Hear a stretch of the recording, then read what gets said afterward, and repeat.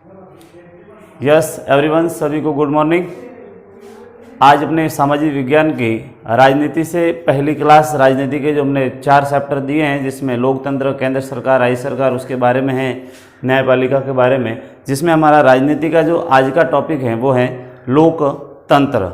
लोकतंत्र लोकतंत्र का अपन शाब्दिक अर्थ देखें, लोक प्लस तंत्र। लोक का मतलब होता है जनता और तंत्र का मतलब होता है शासन, यानी जनता का शासन। जनता का शासन शब्द यानी लोकतंत्र शब्द अंग्रेजी भाषा के डेमोक्रेसी शब्द का हिंदी रूपांतरण है और डेमोक्रेसी शब्द का अर्थ होता है लोकतंत्र। डेमोक्रेसी शब्द यूनानी भाषा के 2 शब्दों से मिलकर बना है, डेमोस प्लस क्रेटिया, जिसमें डेमोस का अर्थ होता है भीड़ या जनता और क्रेटिया का मतलब होता है शक्ति, यानी सम्मिलित रूप से अपन उसकी बात करें तो क्या हो जाएगा, जनता की शक्ति हो जाएगा। सीधे अपने टॉपिक पर आते हैं। एक बार नज़र रखें यहाँ पर लोकतंत्र। लोकतंत्र का अपन यदि शाब्दिक अर्थ या उसका विच्छेद करें तो क्या हो जाएगा, लोक प्लस तंत्र। लोक प्लस तंत्र। लोक का अर्थ होता है जनता और तंत्र का अर्थ होता है शासन। लोक का अर्थ क्या होता है, जनता, और तंत्र का अर्थ होता है शासन। यानी सम्मिलित रूप से इस वर्ड को कहे तो अपन क्या कहेंगे, जनता का शासन। यानी शासन की समस्त शक्ति किस पर निर्भर है, किस पर केंद्रित है, जनता पर केंद्रित होती है। इस कारण इसे जनता का शासन भी कहा जाता है। आगे बात करें अपन लोकतंत्र की, तो लोकतंत्र अंग्रेजी भाषा के डेमोक्रेसी का हिंदी रूपांतरण है। हिंदी रूपांतरण लोकतंत्र है। देखिए, अंग्रेजी भाषा के डेमोक्रेसी शब्द का हिंदी रूपांतरण क्या है, लोकतंत्र। लोकतंत्र को अंग्रेजी में क्या कहते हैं, डेमोक्रेसी कहते हैं। और यही डेमोक्रेसी यानी लोकतंत्र को की उत्पत्ति, डेमोक्रेसी यानी लोकतंत्र की उत्पत्ति यानी ग्रीक भाषा में, इसे ग्रीक भाषा में डेमोक्रेसी 2 शब्दों से मिलकर बनी हुई है, डेमोस प्लस क्रेटिया। डेमोस प्लस क्रेटिया कितने शब्दों से मिलकर बनी है, ग्रीक भाषा के 2 शब्दों से। डेमोस का अर्थ होता है भीड़, या आधुनिक समय में इसे अपन क्या कहेंगे, जनता कहेंगे। डेमोस का अर्थ क्या होता है, भीड़, और आधुनिक अर्थ में इसे क्या कहेंगे, जनता कहेंगे। भीड़ तंत्र यानी जनतंत्र या जनता का शासन इसे कहेंगे। दूसरी बात अपन करें क्रेटिया की, तो क्रेटिया का जो शाब्दिक अर्थ है वो होता है शक्ति। क्या होता है, शक्ति। यहाँ पर शक्ति किससे संबंधित है, जनता से संबंधित है। मतलब लोकतंत्र की जो अंतिम शक्ति होती हैं वो किसके पास में होती हैं, जनता के पास में होती हैं। तो अपन इसका सम्मिलित रूप से अर्थ देखें तो लोकतंत्र का जो अर्थ होगा वो क्या होगा, लोकतंत्र का अर्थ होगा जनता की शक्ति। लोकतंत्र का सम्मिलित अर्थ क्या होगा, जनता की शक्ति होगा। लोकतंत्र का सम्मिलित अर्थ क्या होगा, जनता की शक्ति होगा। लोकतंत्र का अर्थ है, लोकतंत्र का अर्थ, लोकतंत्र का अर्थ हम मोटे तौर से यह कह सकते हैं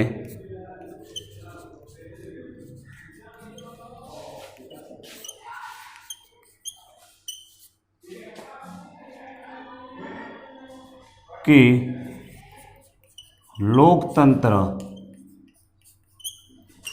की अंतिम शक्ति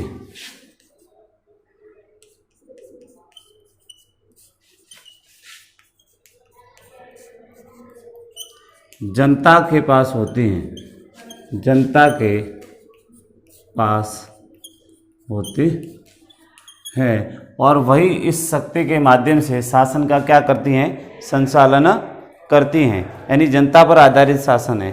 दूसरे अर्थों में यदि आधुनिक अर्थों की बात करें तो अन्य अर्थ, यह निर्णय लेने की शक्ति है, यह निर्णय लेने की शक्ति है, यह निर्णय लेने के सिद्धांतों का समूह है। देखिए, पहली बात यह निर्णय लेने की शक्ति है, दूसरी बात यह निर्णय लेने के सिद्धांतों का क्या है, समूह है, और इसकी तीसरी एक अन्य बात करें तो यह आदर्शात्मक अवधारणा से संबंधित है, अवधारणा से संबंधित है, यह आदर्शात्मक अवधारणा से संबंधित है। तो लोकतंत्र का अर्थ अपन देखें तो शासन शक्ति में जनता का, शासन शक्ति अंतिम रूप से किसके पास होना है, जनता के पास में होना है, और जनता के पास होने के कारण इसके अन्य अर्थों की अपन बात करें तो एक निर्णय लेने की क्या है, शक्ति है, यह निर्णय लेने के सिद्धांतों का क्या है, समूह है, और यह आदर्शात्मक अवधारणा से संबंधित है। तो आप चाहे तो इसका एक स्क्रीनशॉट ले सकते हैं।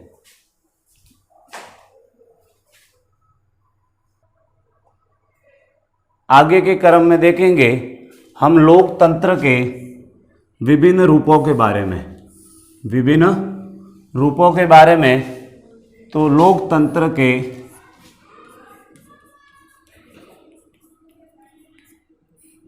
विभिन्न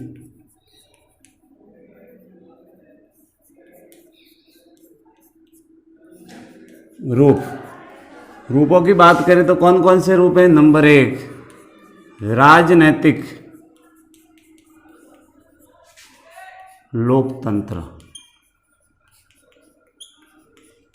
दूसरे रूप की बात करें तो सामाजिक लोकतंत्र। तीसरे रूप की बात करें तो आर्थिक लोकतंत्र, और चौथे रूप की बात करें आर्थिक लोकतंत्र, और चौथे रूप की बात करें तो वह है नैतिक लोकतंत्र। आपको पूछा जाता है कि लोकतंत्र के कितने रूप हैं, 4 रूप हैं। कौन कौन से?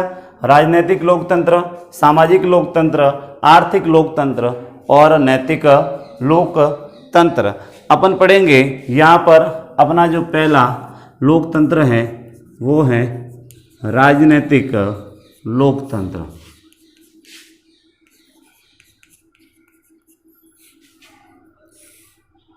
देखिए, राजनीतिक लोकतंत्र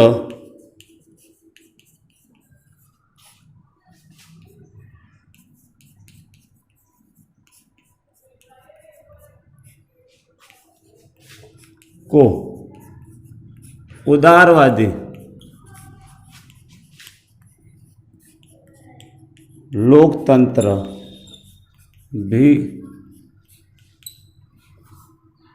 भी कहा जाता है। राजनीतिक लोकतंत्र को क्या कहा जाता है? उदारवादी लोकतंत्र भी कहा जाता है।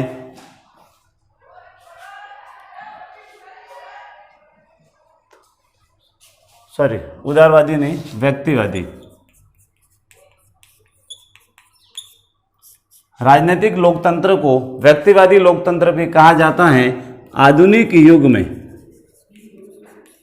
आधुनिक युग में इसे आधुनिक युग में इसे उदारवादी लोकतंत्र भी कहा जाता है। लोकतंत्र भी कहा जाता है। राजनीतिक लोकतंत्र को व्यक्तिवादी लोकतंत्र भी कहा जाता है और इसे आधुनिक युग में कौन सा लोकतंत्र कहा जाता है? उदारवादी लोकतंत्र भी कहा जाता है। अपन बात करें मार्क्सवादियों की, तो मार्क्सवादियों ने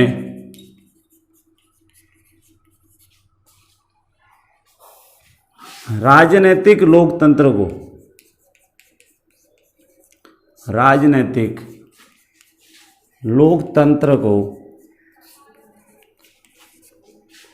पूंजीवादी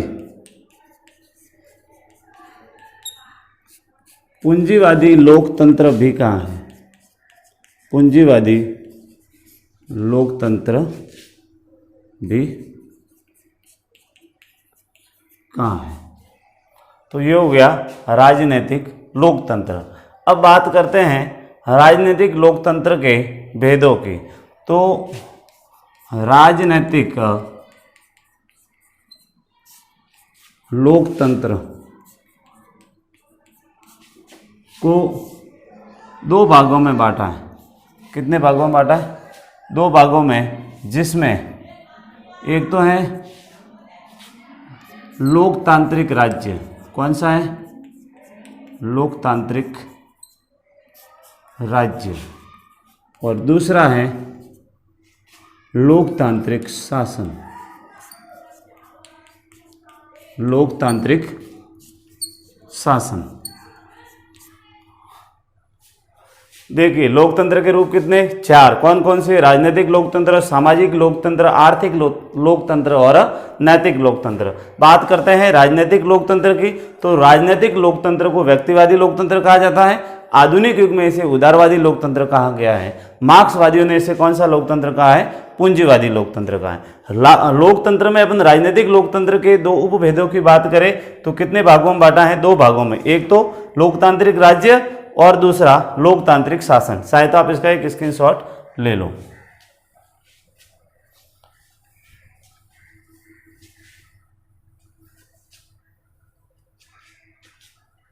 राजनीतिक लोकतंत्र के 2 उपभेदों में पहला है लोकतांत्रिक राज्य। कौन सा है? लोकतांत्रिक राज्य।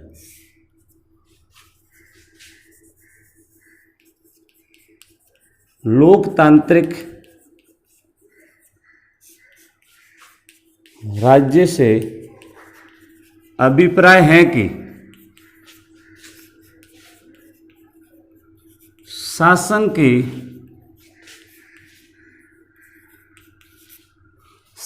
की समस्त शक्ति किसके पास होती है? शासन की समस्त शक्ति जनता के पास होती हैं, जिसमें जनता शासक को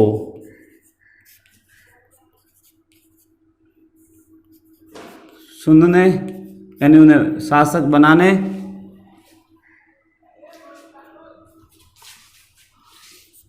पदच्युत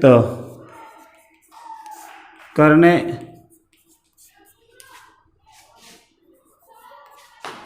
जनता शासक को सुनने, उन्हें पदच्युत करने, उन पर नियंत्रण रखने, पदच्युत करने, उन पर नियंत्रण रखने व सरकार निर्माण में अपनी महत्वपूर्ण भूमिका निभाती हैं। महत्वपूर्ण भूमिका निभाती हैं।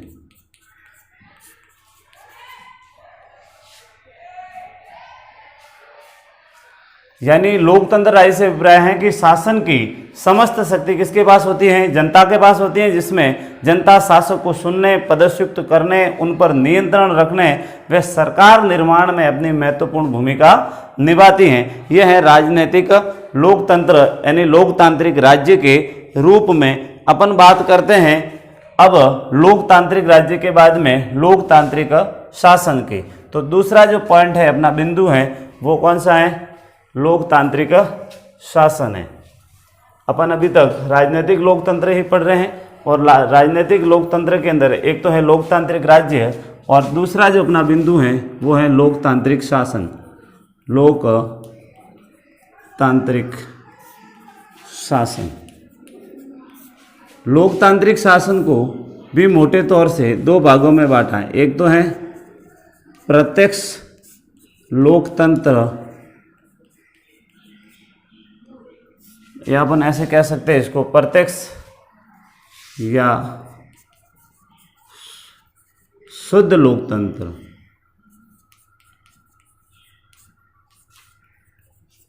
और दूसरा है अप्रत्यक्ष या प्रतिनिधियात्मक लोकतंत्र।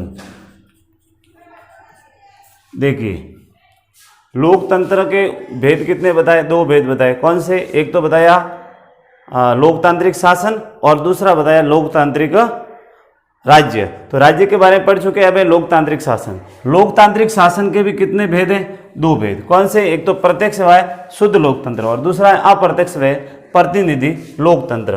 बात करते हैं अपन पहले प्रत्यक्ष लोकतंत्र की, प्रत्यक्ष या शुद्ध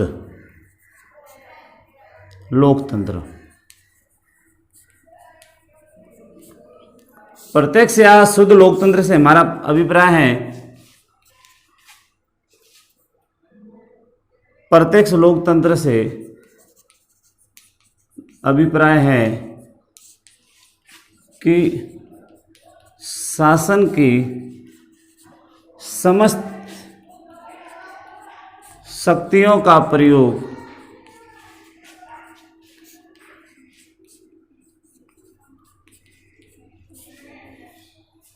स्वयं जनता करती हैं। शासन की समस्त शक्तियों का प्रयोग स्वयं जनता करती हैं, जिसमें निर्णय लेने की शक्ति भी किसी के पास में होती है? जनता। नियम बनाने की शक्ति भी किसके पास में होती है? जनता। क्रियान्वयन करने की शक्ति भी किसके पास में होती है? जनता के पास में होती है। तो अपन प्रत्यक्ष लोकतंत्र से अभिप्राय है कि शासन के समस्त शक्तियों का प्रयोग कौन करती हैं? जनता करती हैं। और अन्य अर्थ में बात करें तो राज्य की जो प्रभुत्व शक्ति है वो किन के पास में होती हैं? अन्य अर्थ में करें तो राज्य की प्रभुत्व शक्ति यानी शासन शक्ति जनता के पास होती हैं, जनता के पास होती हैं। अब जो दूसरा है वो है अप्रत्यक्ष लोकतंत्र।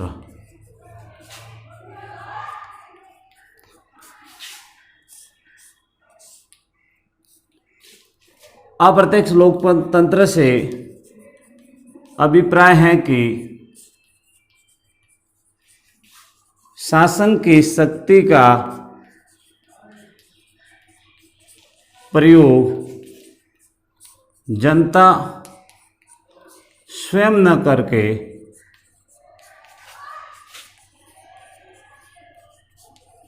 अपने प्रतिनिधियों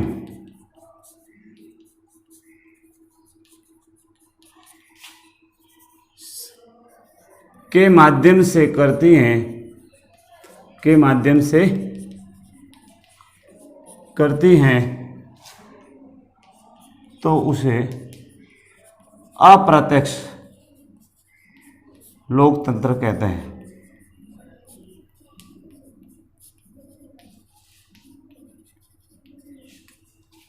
देखिए, अप्रत्यक्ष लोकतंत्र किसे कहते हैं?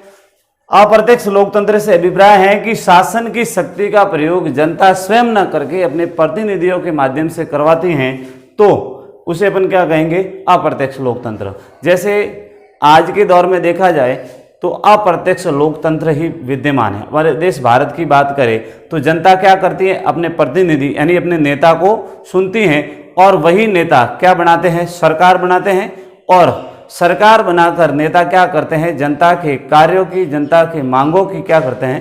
पूर्ति करते हैं। इस कारण इसे अपन क्या कहेंगे? अप्रत्यक्ष लोकतंत्र। अब जो प्रत्यक्ष लोकतंत्र है, प्रत्यक्ष लोकतंत्र के प्रमाण विश्व के अन्य देशों में अब विलुप्त प्राय हो चुके हैं। एकमात्र देश है स्विट्जरलैंड, वहां पर इसका उदाहरण हमें देखने को मिल सकता है। किसका? प्रत्यक्ष या शुद्ध लोकतंत्र का।